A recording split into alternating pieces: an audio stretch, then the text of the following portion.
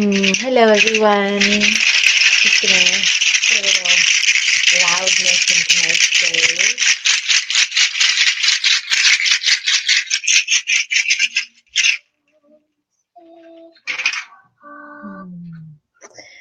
All right, so here we are again, Saera Burns and the Inviisibles. And for anyone that's new to this is an opportunity to ask a question for yourself, for humanity, or for the planet.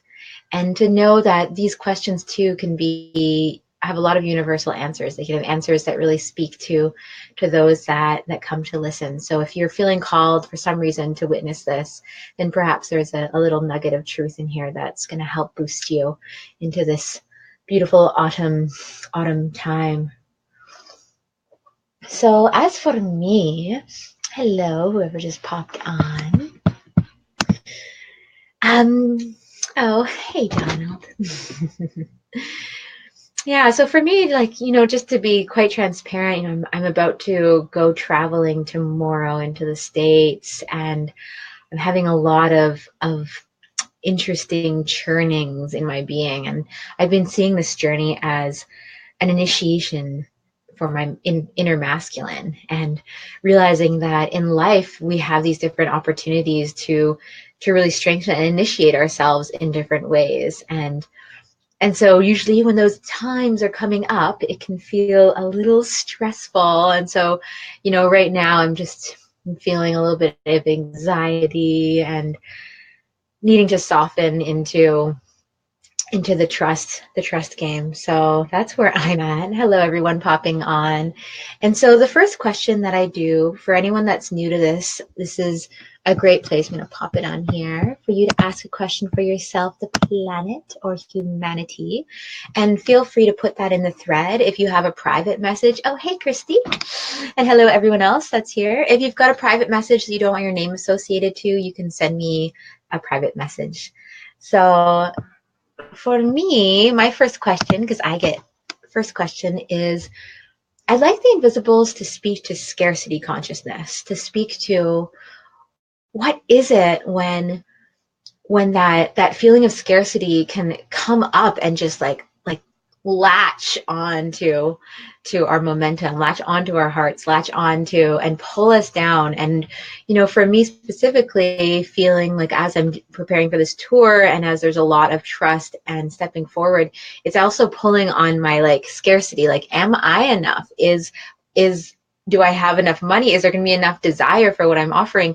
And these little icky, I call them gremlins, little gremlins that come in the backs of our minds and encourage us to not thrive, to not take those leaps of faith. And so my question is about scarcity. So here we go. And feel free to put your questions on. I'll just have this here so if anyone feels called. All right, let's see what they have to say about scarcity.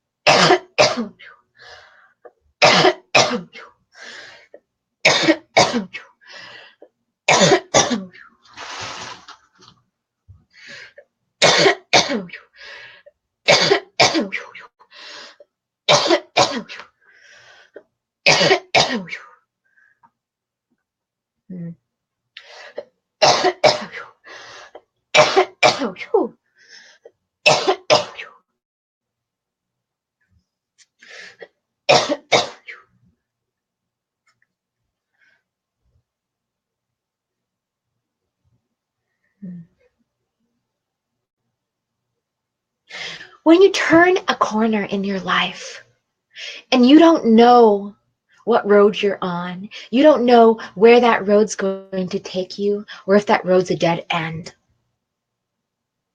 But something in you impulsively decided to take the initiative to veer the direction of your life down that road.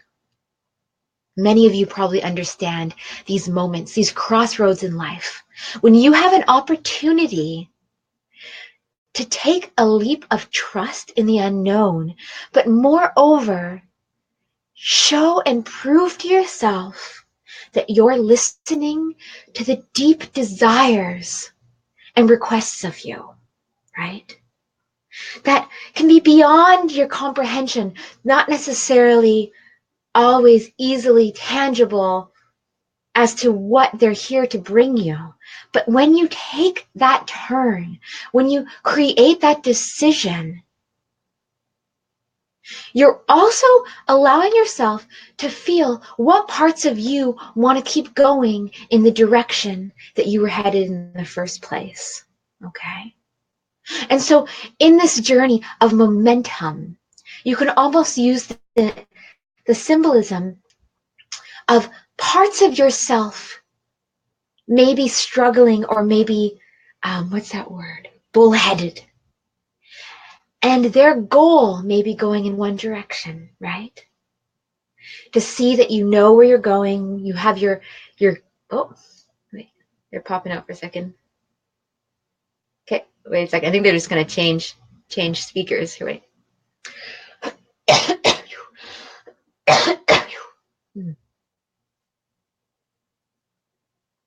So how is this related to scarcity, right?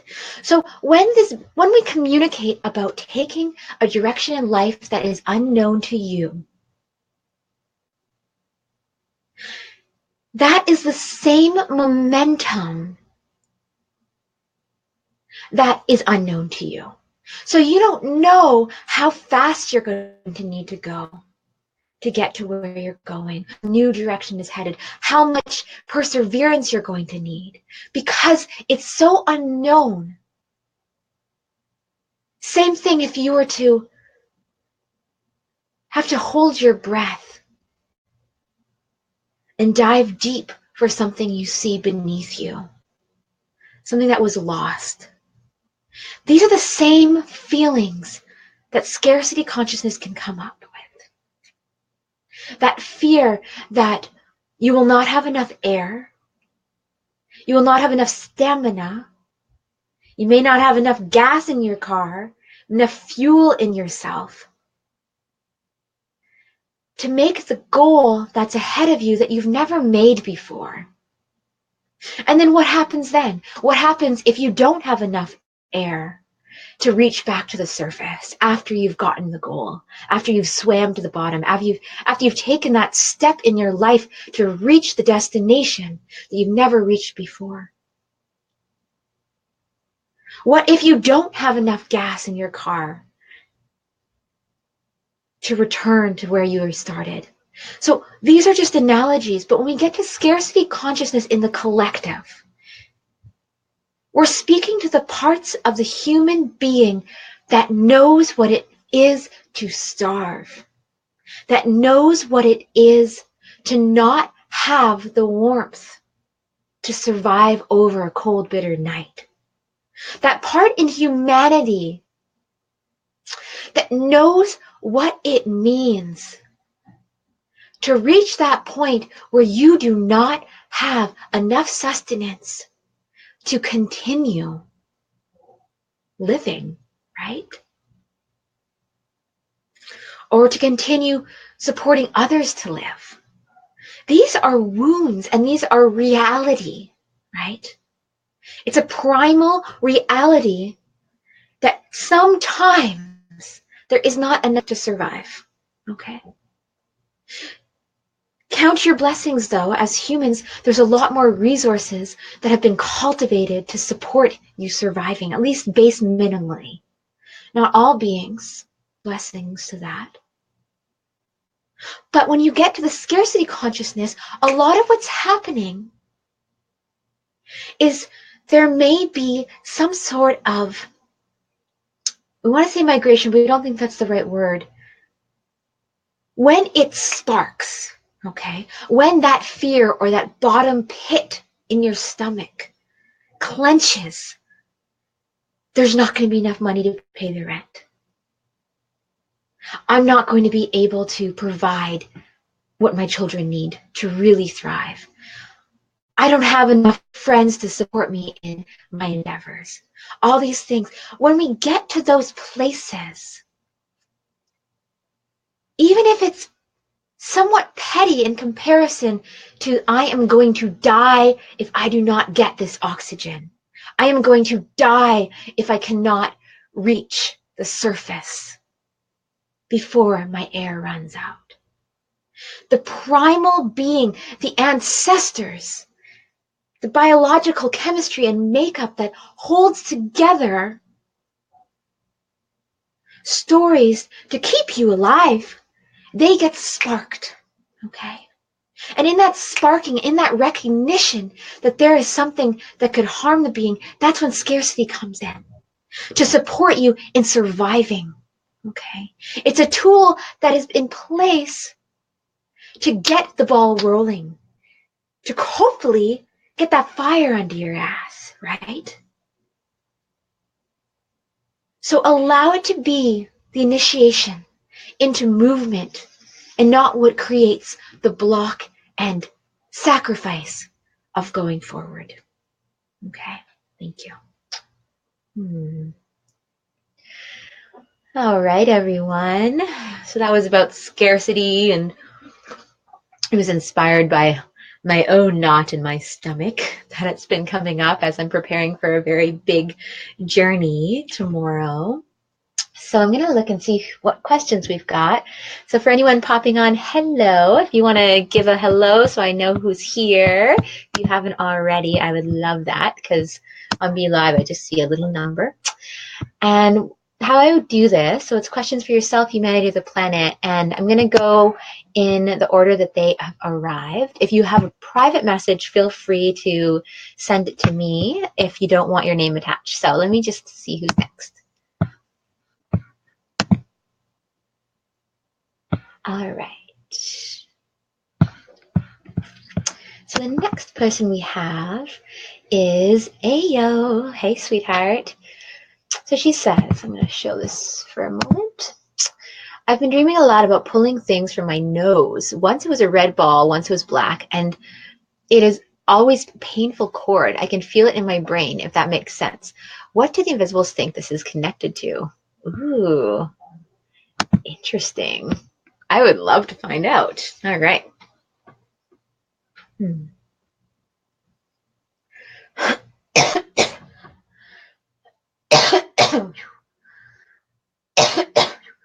Hmm.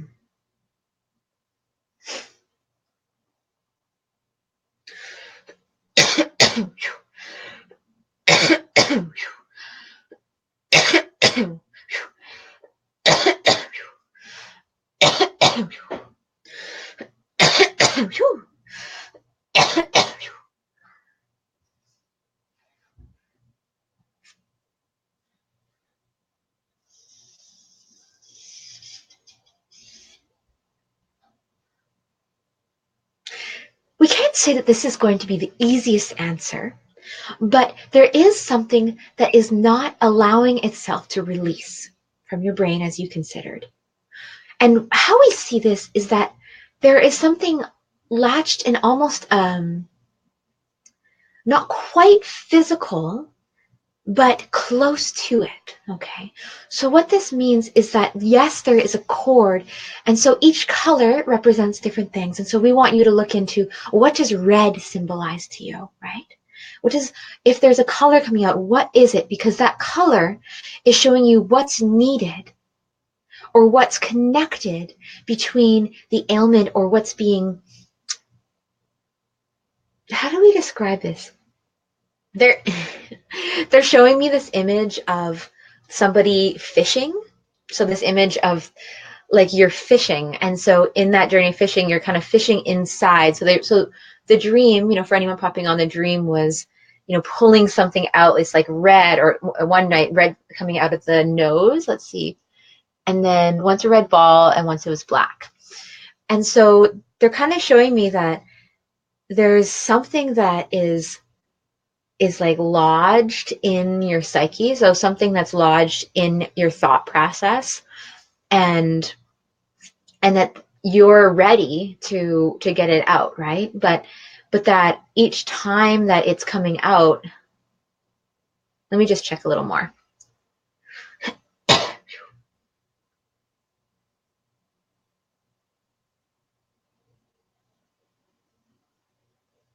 we want you to consider what kind of ball is it? What was the feeling that you had when you were holding this ball, when you pulled it out? Because that's going to give you a lot of clarity in some ways to at least what is it that you are working on resisting out of your system, okay? So there's not much we can say to it except get to the feeling. Do you feel excited when you hold it? Do you feel like a relief or release as it leaves you? Or do you feel that there's more?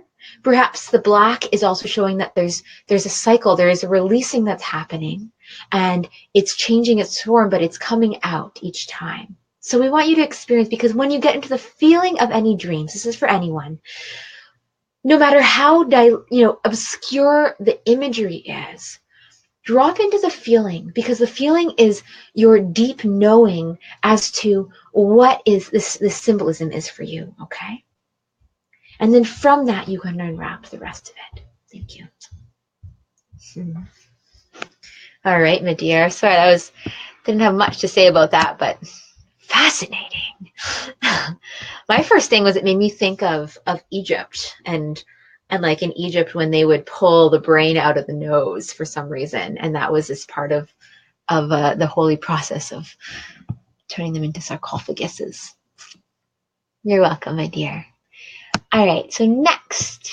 Hello, Jody, by the way. I'm just seeing who else has said hello. We got Ona.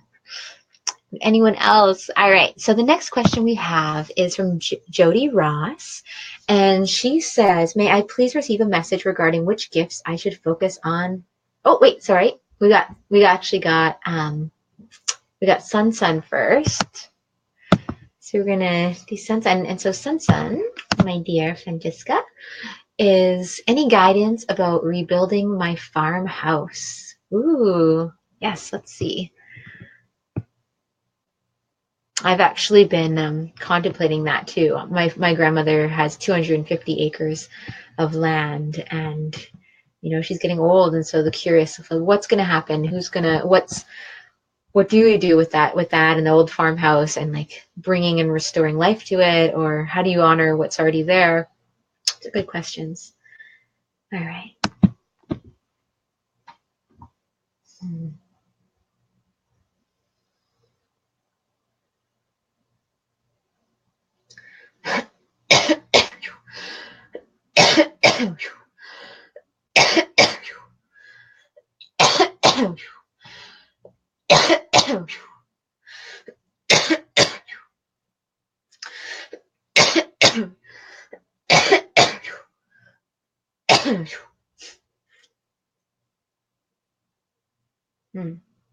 Oh, they're showing me there's something with windows. So they're showing me like all these windows that I don't know if they're needing to be replaced, or if they're needing to be like cleaned or cleared, or like there's something about windows that they want you to like look into.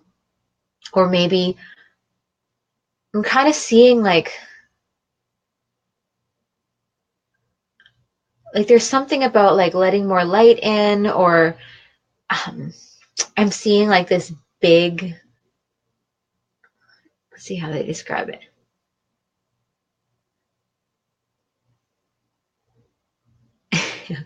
They're saying too that windows also symbolize like so the window of a house is also symbolizes what we see through, and so what the world sees us through, and it has to do with like our connection with the outside world and the outside world's connection with us, and so working on the windows to like really restore and cleanse that relationship. Let's see if there's anything else. They're like soldering.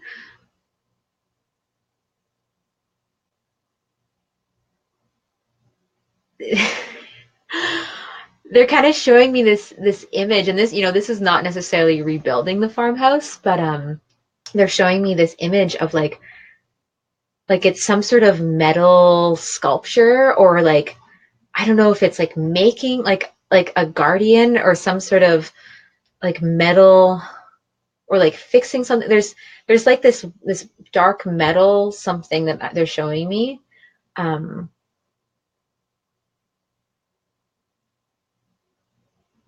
Or if something needs to get fixed, like redo, like they're kind of showing me like giving a little more flair, but also putting creativity and blacksmithing. Yeah, maybe that's it. Yeah, like hi Haley, by the way. Yeah, there's something to do with like metal and you using metal to either like fix or add more to the structure. Um, it's a little vague, like if it might be both, but there's like one thing that they're showing me that's like separate from the house, and then there's something that like could be connected to the house or is maybe part of the house that needs some metal work done in some way. Let's see if there's anything else.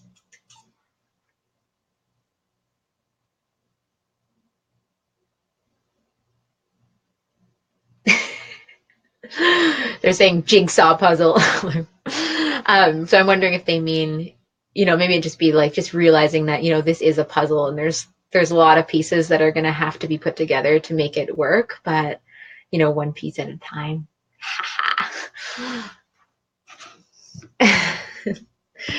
Oh, hello, Haley, my dear. All right, and that feels complete from them. So there's a little bit for you, sun. All right, and so moving next. So, and for anyone else that's popping on, this is a great opportunity to ask a question for yourself, humanity, or the planet. And if it's a private message, if it's a private message, you're welcome to send me it in my Facebook messages, and I'll check every now and then. All right, so moving on. So the next question we have is from Jody Ross, and she says, may I please receive a message regarding which gifts I should focus on? Thank you. I love questions like this. They're simple. So if anyone's ever on and you don't really know, what you want, just say, is there a message, is there any guidance on which gifts you could focus on? That's a great question. So here we go, Miss Jody Ross.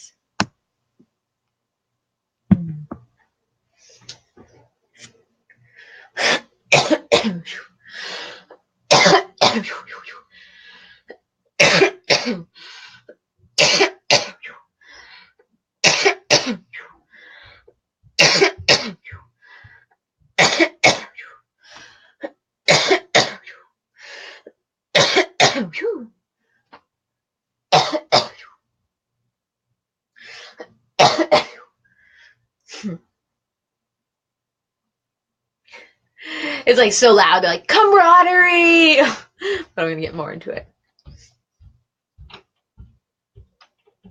So as we speak of camaraderie, there are peacemakers in this world, okay? And then there are beings that are capable of bringing friendship together. They're actually capable of supporting and bonding other people together to create a feeling of kinship, how do we say? A frequency of community. And so when we say camaraderie, and why this is important, is that you have a gift for creating space for other people to feel welcome and to feel alliances that can be formed. And so you have the capacity to support the alliances. But before that can happen, we see that because this is a gift of yours, clearly there may be some experiences in your life. We're seeing something,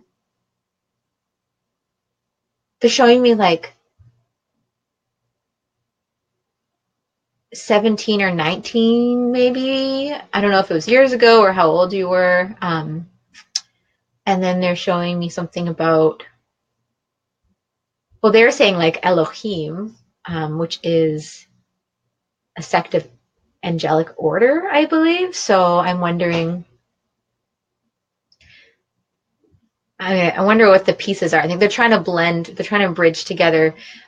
They're also showing me that if there's anything in you that possibly feels like wounded or has any anything that's come up around you maybe not feeling the camaraderie that you desire to make your dreams happen in your life. Like going into that and like disengaging, and this might not be the case anymore, but there is something about when you're like a teenager, but going in and like disengaging any of those beliefs that they're going to just keep speaking. I think you got a better way of wording it. So Jody, these are the two beliefs that we want you to develop in yourself.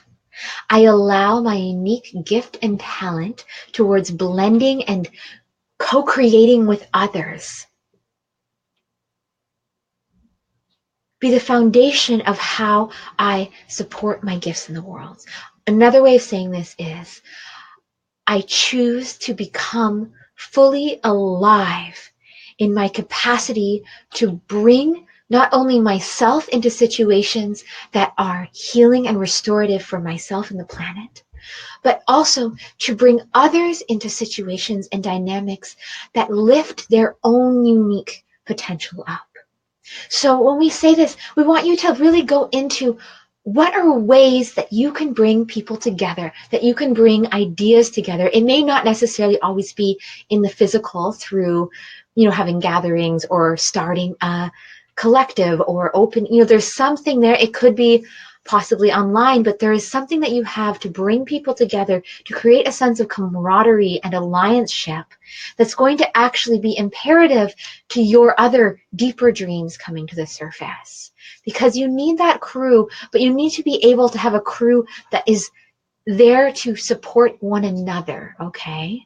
There has to be a feeling that it is a collective of friendship and kinship that is bringing a dream to fruition. Okay, so if anything that you're doing is more singular focused, then we want to you examine how can you bring more people in, or what is the kind of being or person or friendships or kinships that you would like to have in your life, or which friendships you already have that feeling of camaraderie, that playfulness, that creativity that comes forth, and how can you really take that vibration and harness it in your manifestations, okay? And releasing any dynamics or friendships that might be more at the forefront of your mind or in your life that don't have that feeling of camaraderie. It's not to say that they're not beautiful in their own ways and that they're not important and they have gifts for you, but if you're holding them too close, then you're showing yourself and you're showing the world that you are not open fully for just how awesome life can be when working in harmony with a collective, with a greater vision, with the camaraderie of friends. Thank you. Woo. Well, that sounds fun. I know for me, this journey of, how do I bring other people and how do I find other beings that are doing things that I'm just really inspired by? And what is that? How do we bring those friendships and light up those kinships so that there is this feeling of camaraderie that is there to really support what we want to have happen authentically, right? So, moving on. We've got Christy here. Hello, Christy. And Christy says, I'm going to pop this up. Oh, you're welcome, my dear. Okay. So Christy says, I'm interested in knowing if the Inviisbles have any advice on how we can best see auras or the luminous energy fields around people, all the colors and bands in full. In my case, what's blocking me from seeing in full? Ooh, I love this one too. All right, so this is a question I'd say this is a collective question. So about auras, about, how do we see auras? How do we awaken that? And so as for anyone that doesn't know, like I'm a seer and a clairvoyant. And the first step that I share around this is really trumping this belief that if you don't see something with your two physical eyes, then you're not capable of seeing things. Because what I've learned is that I see a lot of things, but it's not with necessarily my two physical, it's not with the eyes that see, that see this mug, that see the three-dimensional reality. And so in order to and bring both of the sites together so that you can see. So like when I'm doing sessions with people, or I can see with my eyes open, so I could see an aura if I choose to turn on and connect those two sites to make that bridge between my inner sight and my outer sight. And so for anyone that, if you've ever had dreams, and in that process of recollecting dreams, can't you not see a bit of it in your memory? Is that same place where we can visualize or use our memory to coax up dreams, is the same kind of inner sight that, when blended with our external sight, is what we can see auras with. And so for me, in this process, because I don't focus on reading auras so I can see them when I want. If anything, I've found, and I'm going to get into the invisibles for everyone, but I just want to share from here. So what I found is that I also see that auras, like when I'm reading an aura, is that there's different colors in different areas of the body.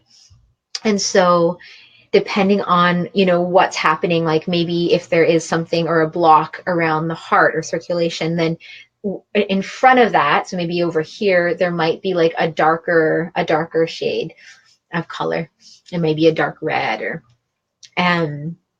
but how? Let's see what they have to say. So this is all about auras. I'm gonna show this while I'm talking about it, because I think it's all right.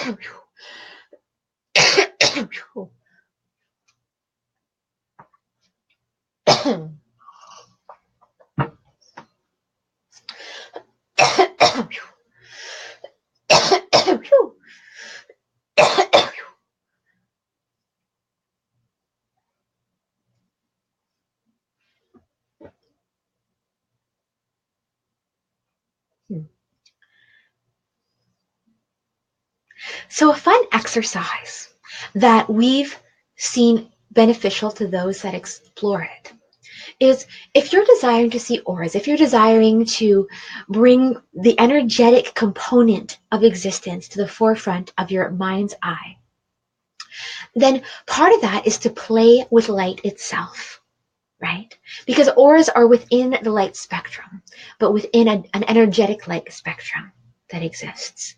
There are colors. Oh, they wanted me to share this. So there's also colors that the human eye can't see. And I've had this experience a few times where I've gone more into like angelic realms, and that and if anyone else has like gone into those angelic realms and wants to share about that, but where there's actually colors that the human eye can't see. It just they don't correlate. I don't know why they want me to tell you that, but here, let's keep going.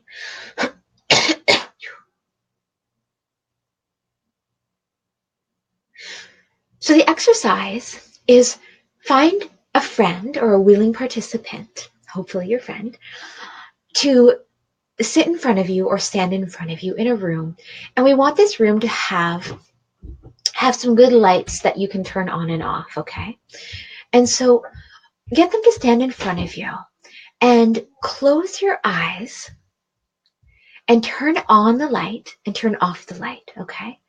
And so in this process, you're going to start getting used to the inner colors. And so for anyone that's experienced when the eyes get blotchy, when you've been staring at the sun, right?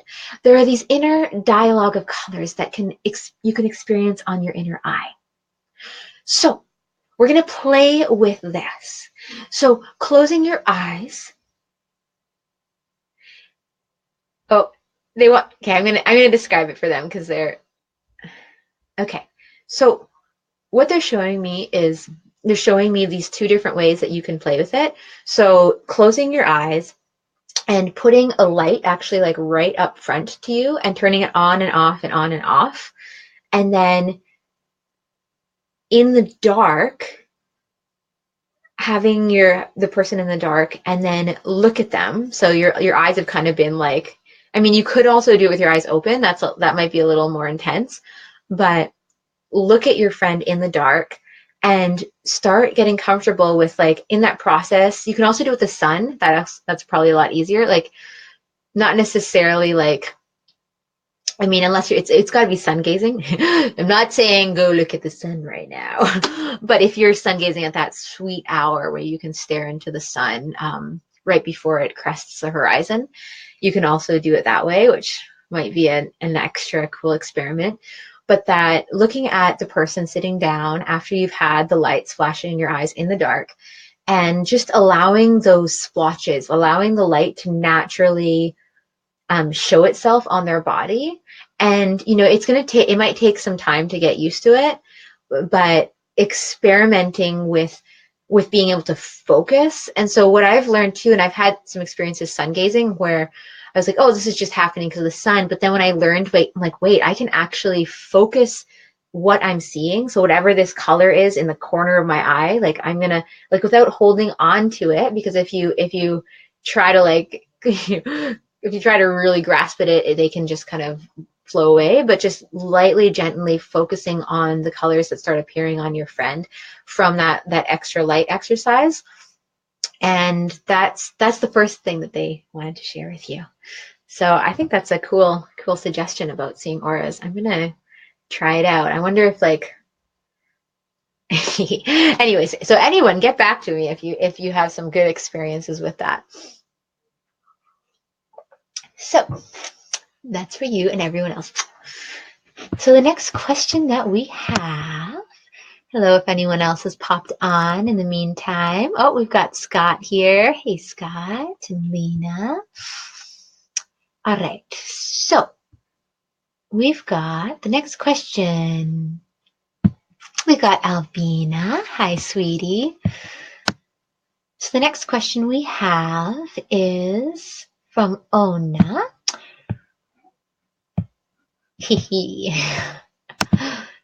I'm saying, ooh, pretty picture.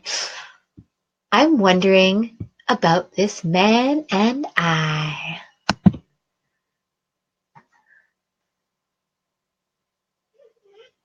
All right. I'm just going to double check to make sure that I don't have any private messages that I am missing out on.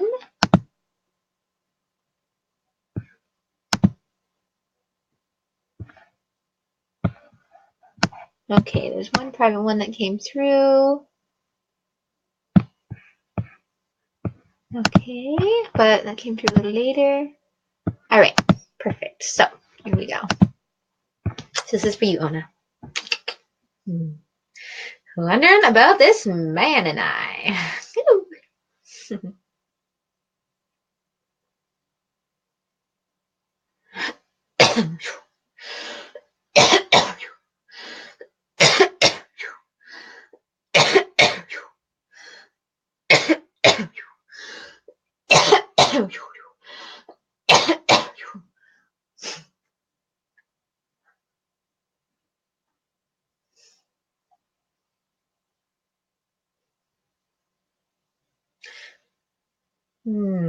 We're seeing you need to redirect some energies in your lower sacrum, but not in a way that's going to implement a change. How do we say this? There is something connected with, on a very physical level, between you and this man, but what we're seeing is that there's a lower vertebra that is, they're kind of showing me, it's be easier for me to describe it. They're actually showing me, like, I don't know if it's like in it might be in his spine, but they're showing me like a lower vertebrae in his spine. That's actually what this has to do with your question. I don't know, but it's important. They're showing me there's like a lower vertebrae in his spine, maybe near his sacral, that I don't know if it's like out of alignment or if it's been hit, but somehow it's actually affecting. I don't want to read him though. Okay, that's as far as I feel like I have permission to go in that direction, because I don't want to go into somebody else's field like that. It doesn't feel like there's space. Let's see what they have to say. What does it have to do with you and this man?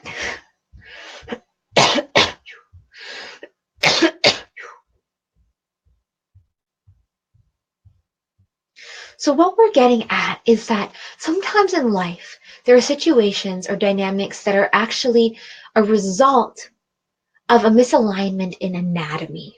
Okay.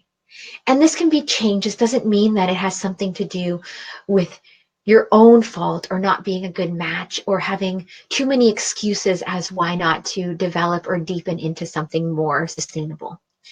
But what we are seeing is that on your side of the story, you could use a lot more help from a close friend to witness some of the deeper truths that are coming up for you. Because even though we see that maybe you've been expressing or having some people to share with, there's something that hasn't even been quite witnessed in yourself. And this actually is deeper than whatever this man is and whoever his dynamic is with you. It's something that has inspired and initiated even having a dynamic or this inkling. We're seeing the closest thing we could say is we're seeing the energy and the emotion of excitement and fear being quite close together, right? How those two frequencies actually can sometimes be misleading. And so in this journey of understanding, well, what is the authentic experience and feeling between you and another being? Well, to do that, you need to evaluate, is fear motivating you to change, to protect yourself?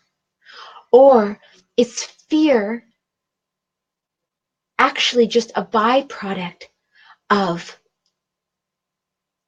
resisting success, resisting clear communication? Because even though we're seeing with him, it's this lower vertebrae, we're seeing with you, there's something connected with your esophagus, with your capacity to communicate first and foremost to yourself. And this is why we're saying we want you to find someone or somebody that doesn't know your story. It could even be like a therapist or a counselor, or maybe somebody that you could really communicate in getting to that deeper truth. Because until you can reach that, it's going to be hard to understand if it is excitement or fear, right? If it is, what is this language of the body that is coming for you? We also think that you working with your own alignments, just because it's always a good thing, would be helpful. So working with your spinal alignments to help shift and allow more energy to come into your body. And also working with the throat, working with your esophagus, strengthening your capacity to communicate even more than you already do. All right. Thank you.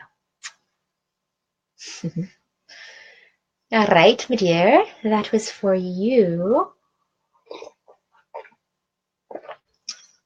Fear and excitement. Gosh. All right. So moving on.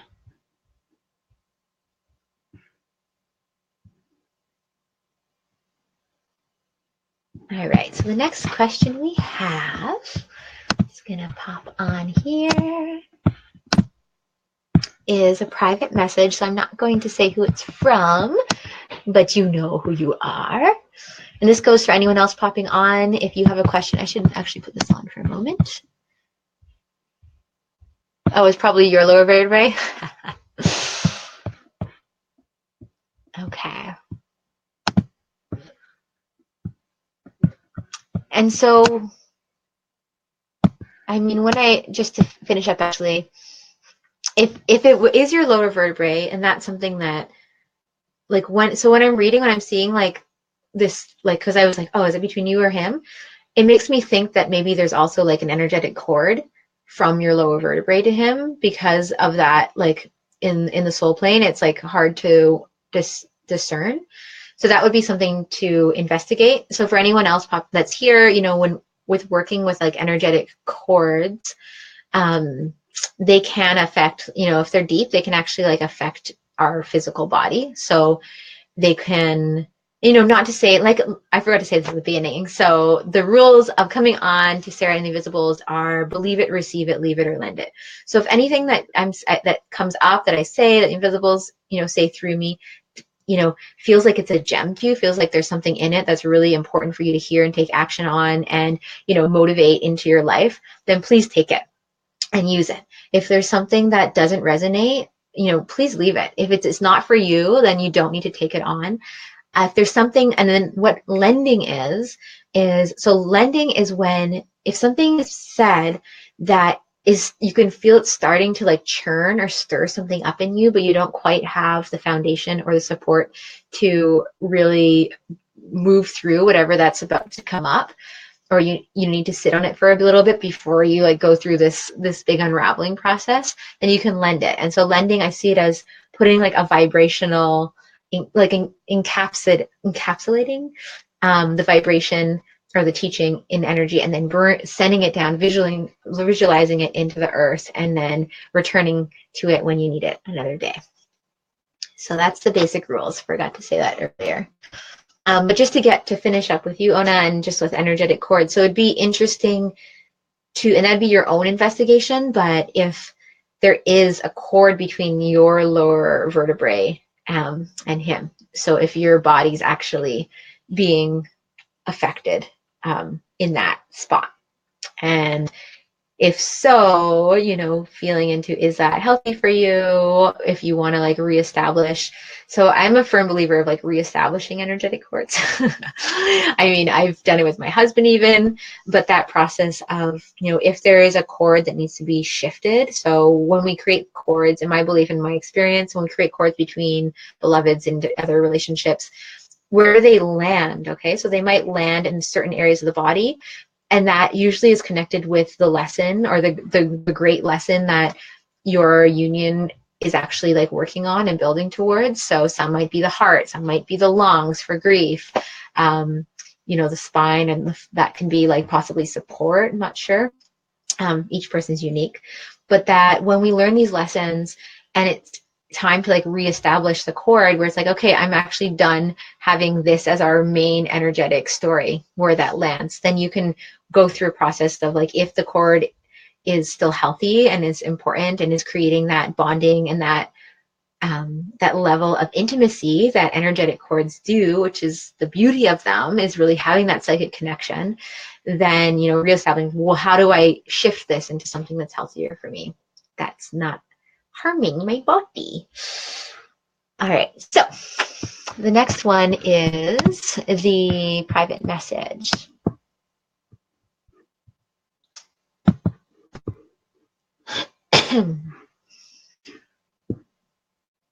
Okay.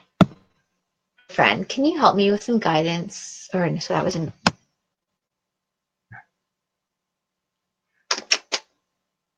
All right. Hello, my dear friend. I would love some suggestions about my situation with my ex. I mean, what else can I do for her to be back home? If you have some time, can you tell me what the woman from the picture seeks on? Oh, okay. Okay. You know what? I'm gonna go to this question. The bottom one feels like more something I want to get into. So she sent a picture of a beautiful woman, and she says, if you have some time, can you tell me what the woman, okay, the first one. You sent me the first one. I want to do the second one, to be quite honest, but I'll do the first one. Okay. Hello, my dear friend. I would love some guidance about my situation with my ex. I mean, what else can I do for her to be back home? Okay, let's do that. I'm just curious about, never actually done a picture, sending a picture of somebody else. Okay. This is for you, my dear.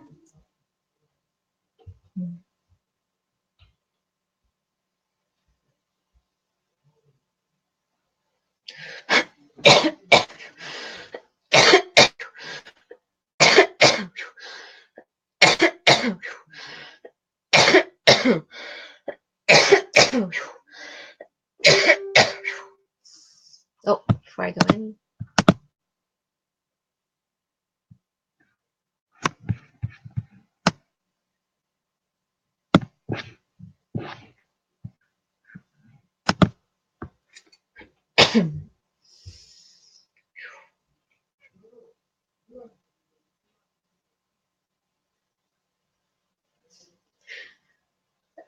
Okay, so they're giving me this image of a straw bed.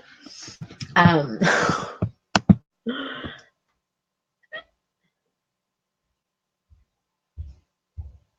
and so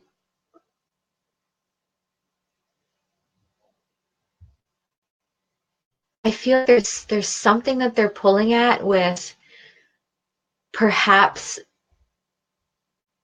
like, even though you desire them to come back, there's something about, so the straw bed, like the feeling I have when they're showing this image, because, you know, when I receive images, so for any of you that are new to this, sometimes when I'm receiving transmissions, I'm getting like an image, and the image will have a feeling, and that helps me understand, well, what is the symbolism? And so the image that I have as they're showing me this straw bed, it feels like almost like if I was in a barn, but it's this feeling of something that's like uncomfortable, and not quite there to support sleep. And so I'm not sure fully, but that there's somehow putting some connection to, let me just see what they have to say.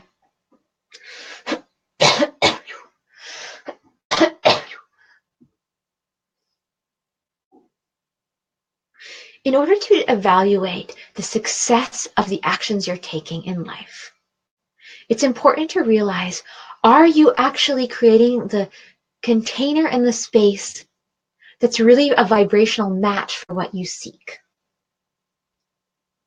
And does this being represent the vibrational match for what you're creating? So who are you creating to return? What does that mean? What is this aspect of this part of this person that you desire to return? And what does your space need to be like to really receive them? Why we're getting in our bed, the symbolism, is that there's something that needs to be cleared on your physical bed, okay? And so to go in there, because there's something uncomfortable in your bed, whether it's an energetic residue or possibly, oh, it's like either like getting a bed or like doing something to like shift. Like they're showing me how the bed is like holding something energetically, if you have a bed or a futon, whatever, but it's like holding something that's like I don't know if it has, like, I've never told anyone, you need to smudge your bed, lady. But there's something about the bed that even though it might, that there's something being held in there. Let's see if there's anything else.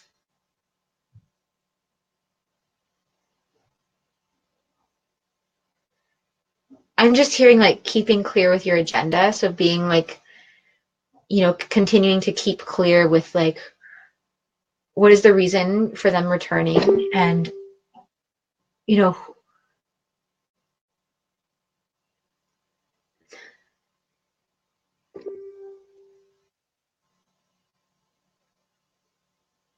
yeah, I feel like that's there's like a little more, but it's hard for me to, I feel like there's a block somehow between me actually sharing this aspect for some reason. Maybe you're not quite ready to hear it. So let's just keep like with that for now.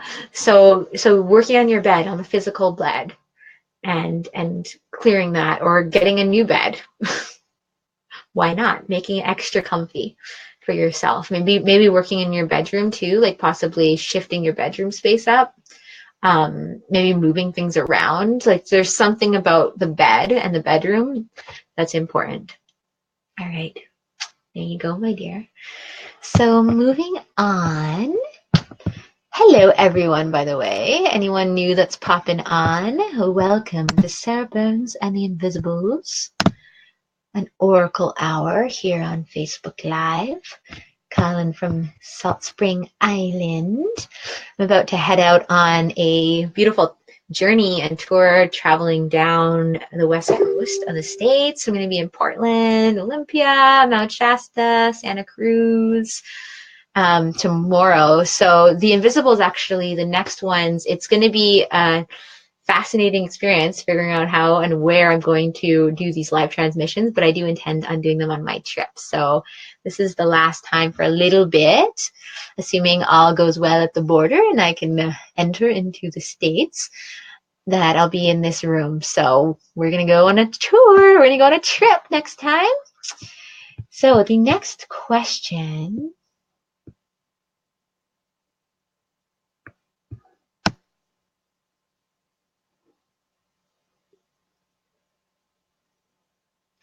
Oh, so Ona says, thanks, dear. I just met him, so I would only hope we don't have any deep energetic cords. Oh, not from this life. No, hopefully not. I think there is for sure work and clearing to do in the sacral chakra, but I'm not sure how at this point. I've tried many a method over time. So maybe I'm wondering, like,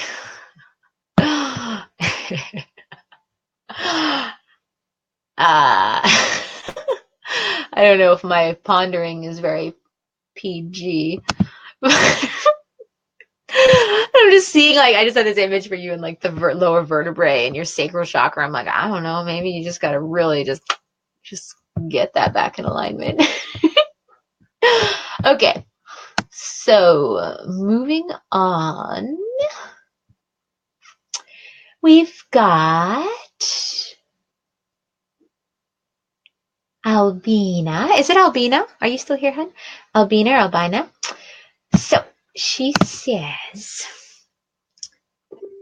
hi, Sarah. Can I have a guidance about your life or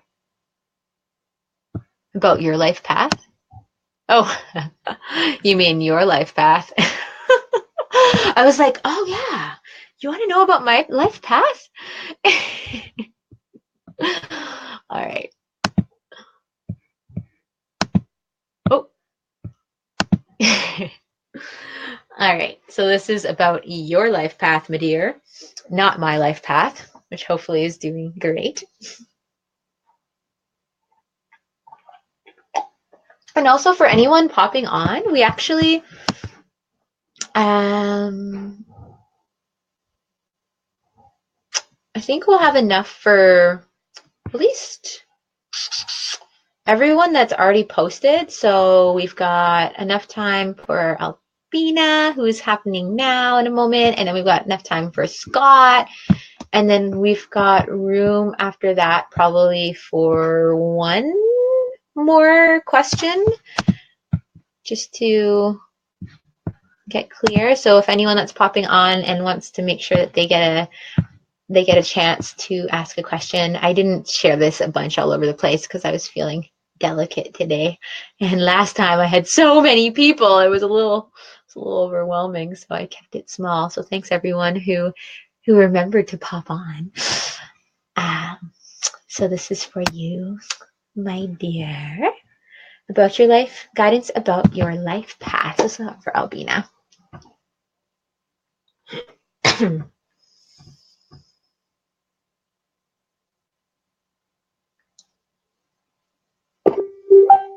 Oh, before I go in.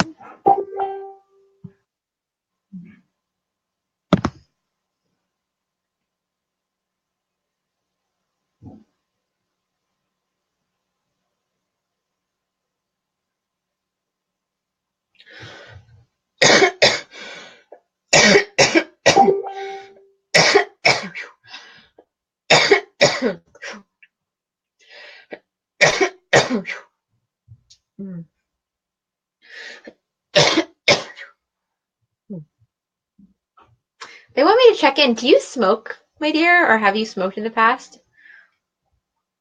I just all of a sudden I'm just like seeing all this like lung stuff. I'm just curious. I'm gonna keep going, but you can answer or not.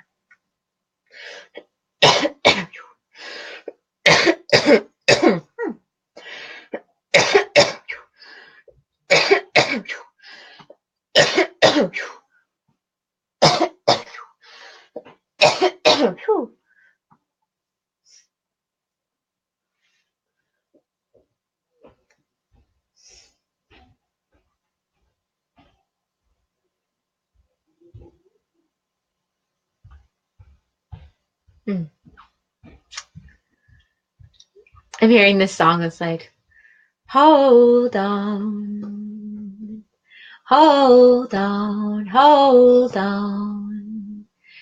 You don't need to know where the road will lead, road will lead, road will lead.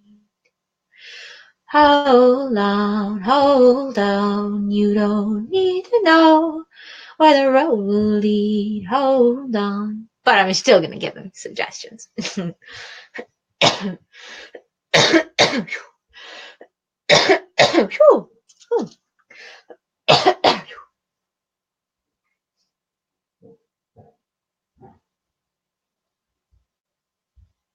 It's a curious time in your life because there are answers that have been needed for at least the last 3 to 5 months, right? But in order for you to go in the direction that we see is most lucrative and beneficial to you and the beings in your life that will be affected. I'm hearing like Sam, like some Sammy, Sam something, Samantha. I don't know.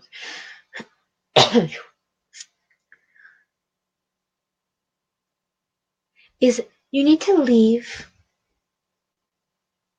the dust that's settled alone. Okay. And so what we mean by that is that there's areas in your life that you have tried to clean and the dust continues to settle on them, so to speak. And what we're sharing is that we see that that dust is not going anywhere. Whatever you've been trying to clean in a certain area of your life and medicate or remedy it's not time for you to have the feeling of resolution. Because the more that you go to it, the more you go to that area of your life and try to clean it and fix it and shift it, the more the dust gets all stirred up and it's hard to see and have clarity on what's going on for you, right? So if you have an idea of what area we're talking about, leave it alone, okay? Even if it is itching you to try to go at it again. Just leave it alone because you have better fish to fry, so to speak.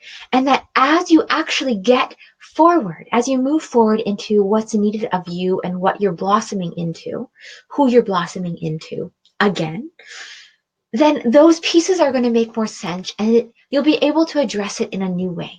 Because how you've been trying to address this area of your life isn't working, okay? So let's shift out of that. Let's take action to persevere past the part of you that is so determined to change that. And let's go forward. So what is it forward for you? So when going forward, we see that there's something to do.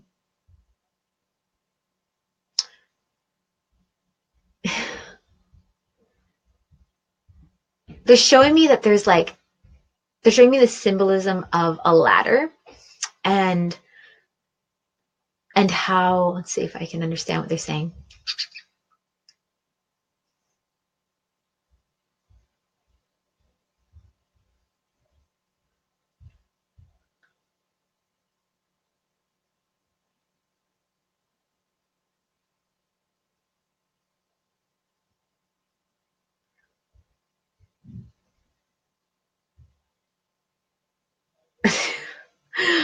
It's like dead space.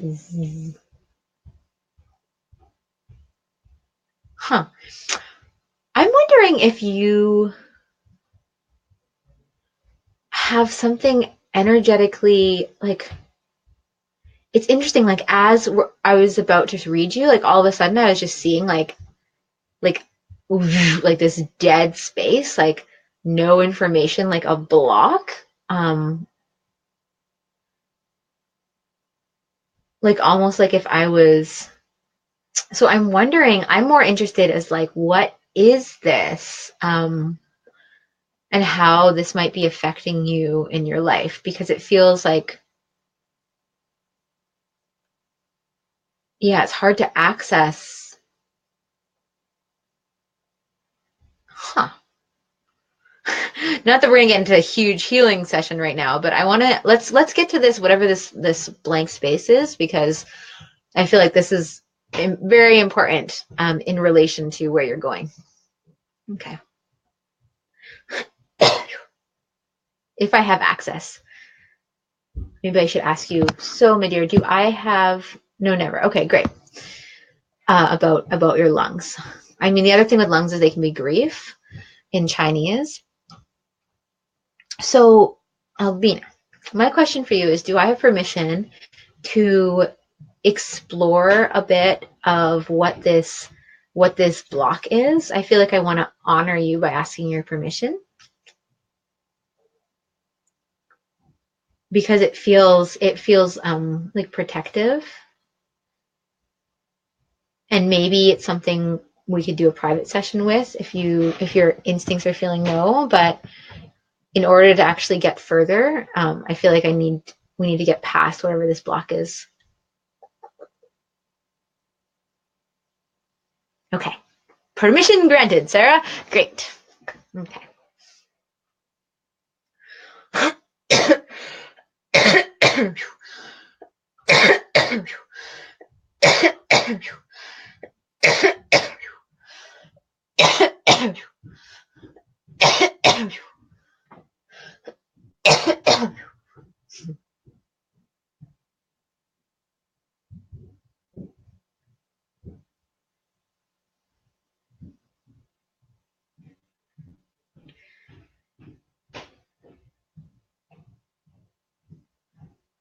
So what we're seeing is that music is really important for you as bringing what's within you outside of you.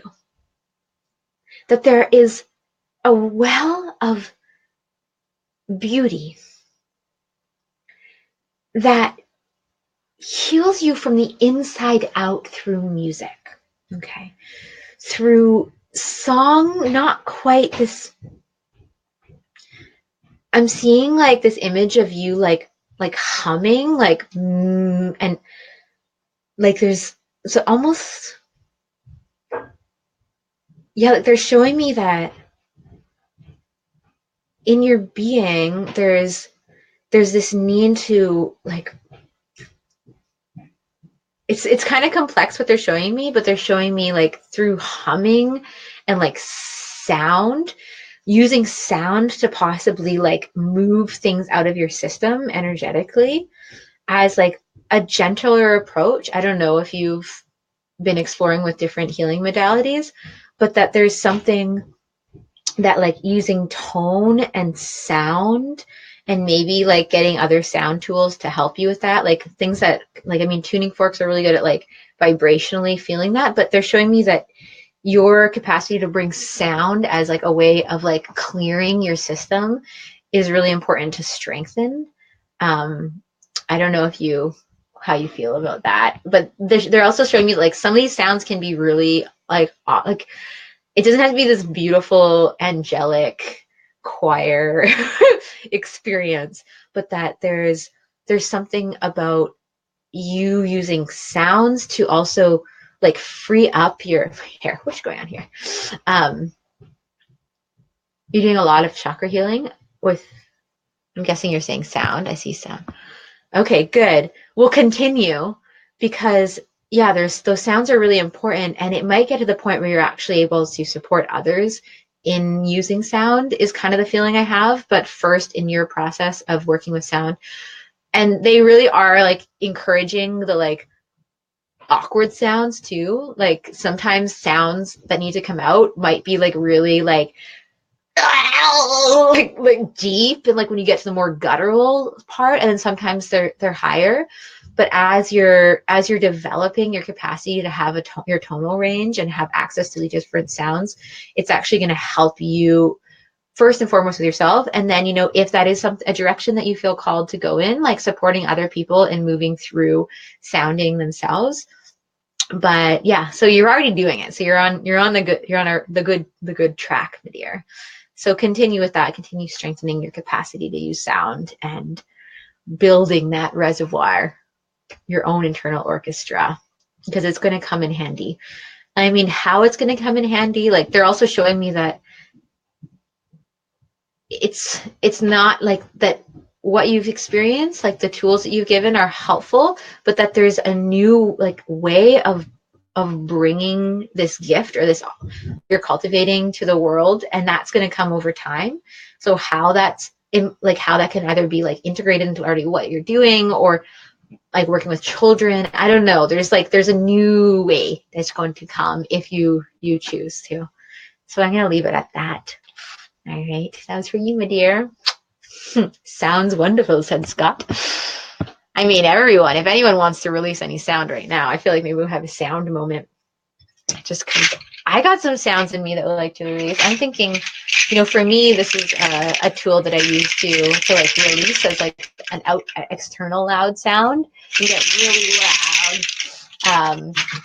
But I'm thinking like even while I was talking, doing Albina's little answer there, I was like feeling like this song wanting to come through. So I'm thinking of I'm going to share a little song, and then I'm going to get to you, Scott, your question about cacao. And let's see if we have any.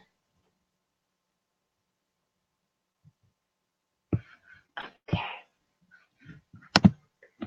All right. So let's do a little get to you, Scott. My bangs are annoying me today. Okay. So the song is about the roadblock in life. I feel like we've had a few of those moments, and that's kind of what initiated my stories, like my own feeling of my own internal roadblocks of scarcity and coming up with my trip. And so here we go. I've got a roadblock, it's stepping on through me. I cannot hold the divinity within me. It's gotta be whole, the spirit and the universe to hold and harness the gifts. To hold and harness the gifts. Oh, music divine, can you align my spine? Can you hold the chalice of the wisdom? Can you dance with beauty sublime? Can you anchor the choices we've made? Holding what's needed in time, in time. Oh, what's needed in time. Oh, what's needed in time. Yay. Gotta let that one out. Okay. So, oh, you're very welcome, Albina. And so now we've got Scott.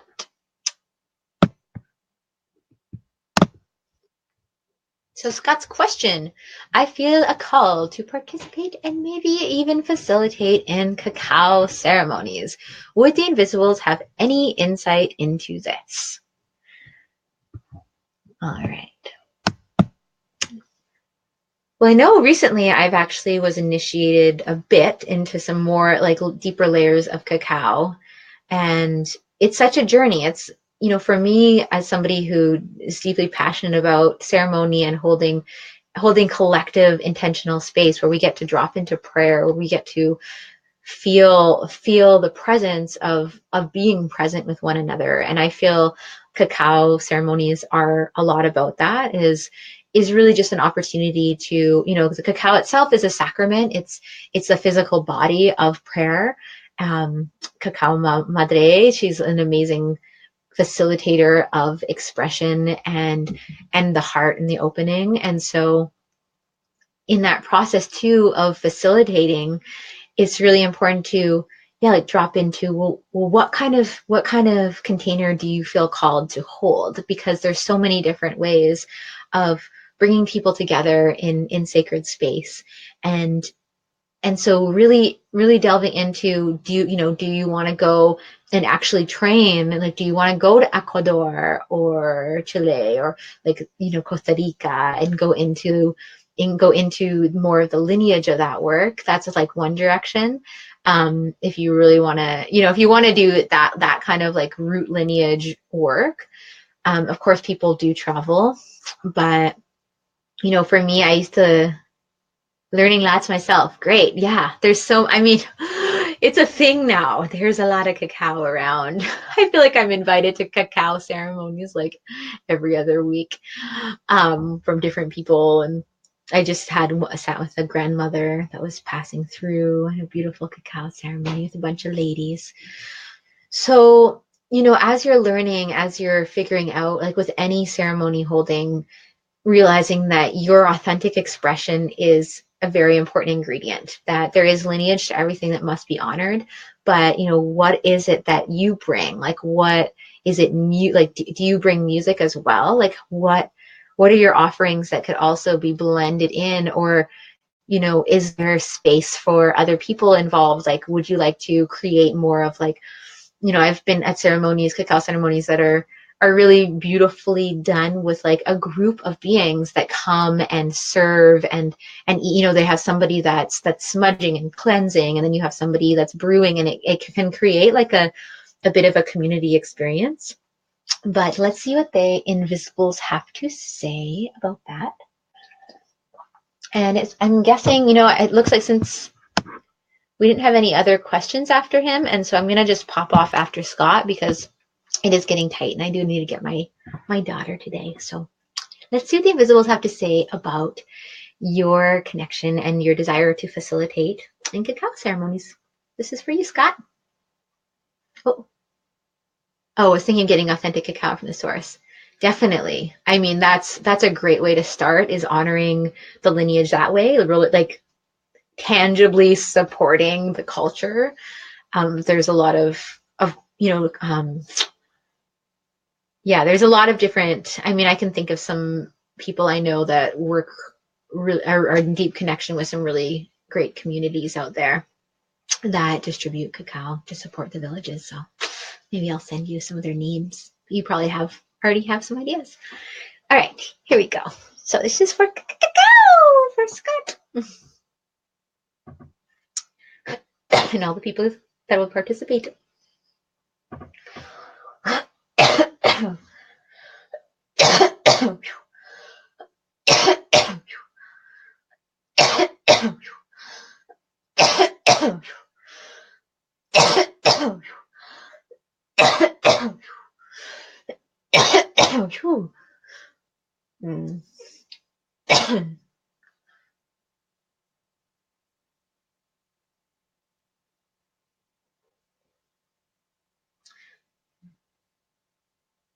Don't leave behind justice, okay, when going towards the direction of peace and harmony with the earth. So in supporting the journey of the cacao medicine to the people in your community, to those that are feeling called, it's really important to realize that you're also an ambassador of justice. And how that is for you is going to be different than each individual. But you must look into, first and foremost, what's your agenda? Okay. What is your experience with holding prayer for other people? Firstly, for yourself, of course, and then for other people, because that is part of facilitator, is being able to hold and witness and support prayer, support deep experiences. So can you do that for yourself? First and foremost, can you take the time to sit and be with your own prayers, to really drop into that state of reverence for life? Because you need reverence to drop and connect with cacao, because she is the one that is going to really move the beings that come to you. And of course, how you've created the medicine is also important. How you breathe, how you if there's music around, what is the environment of creating the medicine? Because that is one of the first rituals that takes place, is invoking and distilling your prayers and your intentions into the brew. Being really clear on that. As for you, we're seeing that we want you to create, they're showing me like an alliance, like they're showing me like a woman possibly that could like sit beside you, and that the two of you would actually create the balance of the feminine and masculine. She seems like middle, like the woman I'm seeing is like middle aged. I mean, there's also I'm seeing this younger woman with like long straight hair. Like I think she maybe has bangs. It's like really straight. I don't know if she's like a daughter of this woman or if it's two separate, or maybe she's also involved.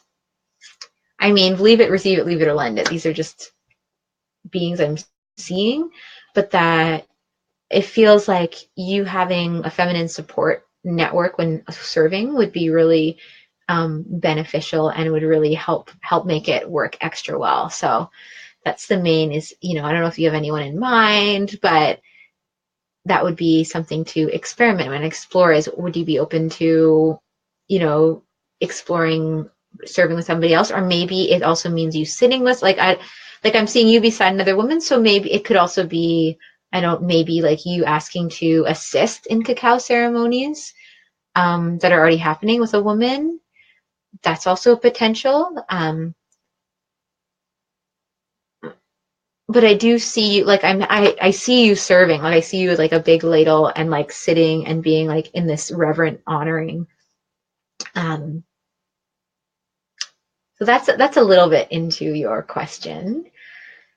So it's not a no, but it's this feeling of like connecting with somebody that's either serving it or somebody that you would want to explore these offerings with. And it can be like a very like light, friendly thing. It doesn't have to be like we are committing to 10 years of alliance, but there's something about bringing a feminine, bringing a woman in or co-creating that is encouraged.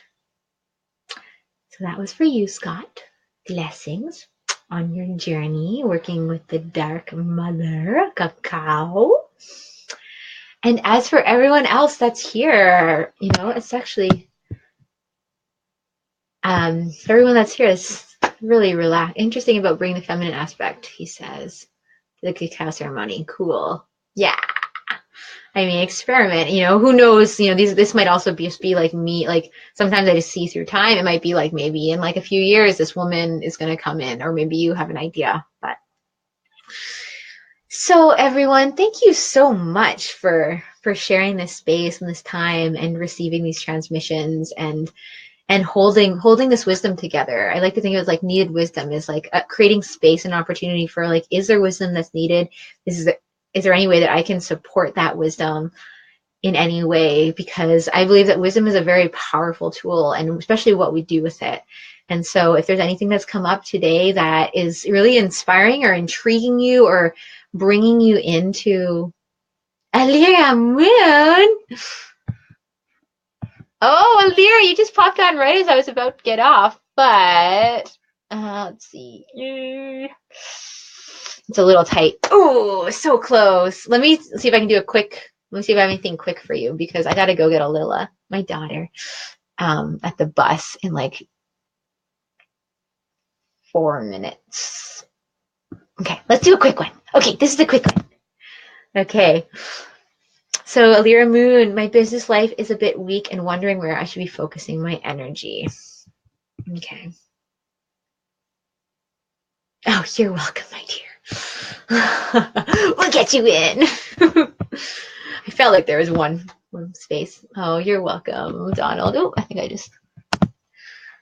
Okay. So, last quickie little session before zooming off for Alira Moon. Business life is a bit weak and wondering where I should be focusing my energy. I'm just going to write last question here. So if anyone pops on, we don't not taking Sorry. New questions.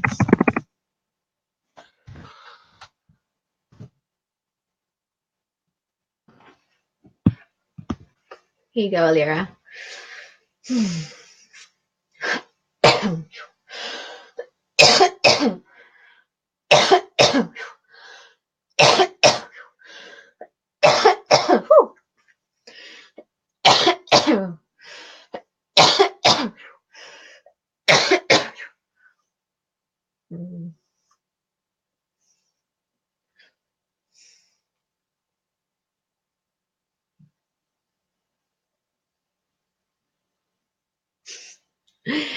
Like I was just hearing hygiene, hygiene, hygiene. Like really like kind of like and I was seeing this image of like cleaning, like this like deep cleaning of your like a bathroom. I don't know if you have a bathroom. I don't want to assume anything here, but like that there's something with like home and like that needing to be like cleaned, like getting like especially the bathroom. Like I was seeing like your bathroom, and so I think it maybe it also means like your own body's hygiene, like how you're pampering yourself, how you're taking care of yourself, like but really getting into it. Like it's almost like if you needed to like get Q-tips into the like weird like scum behind your, but that there's something. Oh, she says, I'm renovating my home right now and there's mess everywhere. That's right, my dear.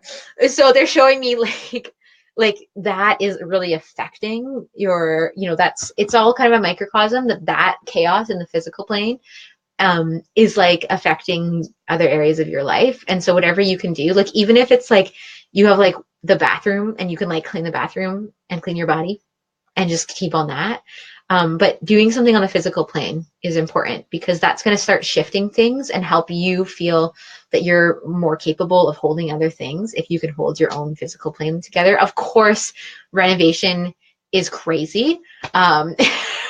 There's not much way to get around the chaos of renovating except when you're done renovating. And then you just have the chaos of like cleaning your house, especially if you have kids. So let's work on that. I gotta go get my daughter actually, talking about kids. So what can you do?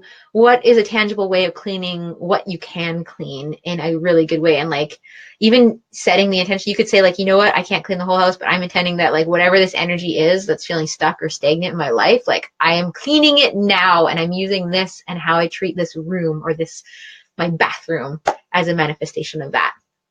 So anyone else too that wants to get their clean on, I mean, it's always a good time. I'm preparing to sleep in my vehicle, so I just cleaned it and vacuumed it and made like upholstery and kind of it's like a little moving temple on wheels. I might be doing my next Inviisbles from the back of my car next week when I'm in Ashland. Hopefully not. Hopefully I'll find a nice sweet spot to hang out with you all, but it's pretty sweet there too. So thank you all for popping on. This is the end of Saera Burns Ask the Inviisbles, and I'm going to be going on tour. I'm going to be traveling tomorrow, actually, going into the States. Hoping that works out. Blessings to my journey is totally appreciated. And I look forward to seeing you all. All right. Aloha, my dears.